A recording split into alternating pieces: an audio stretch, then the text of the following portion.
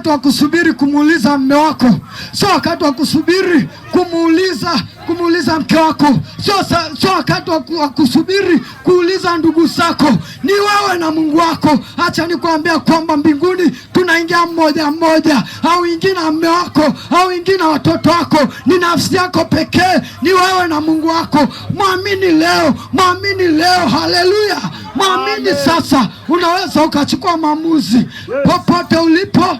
Popote ulipo, watu wa sokoni ambao unasikia sauti hii, umekuwa ukinifuatilia kwa karibu, umekuwa ukisikia kwa mbali, umekuwa ukisikiliza kuanzia mwanzo. Sasa ninapoenda kumalizia, ni vyema kwamba ukachukua maamuzi. Umetambua hili pendo. Biblia inasema kwamba tazama ni pendo la namna gani kutupenda sisi hata tukaitwa wana wa Mungu. Mwana wa Mungu, wewe ni mwana wa Mungu. Chukua maamuzi sasa, popote ulipo. Usijishauri sana, adui atachukua nafasi.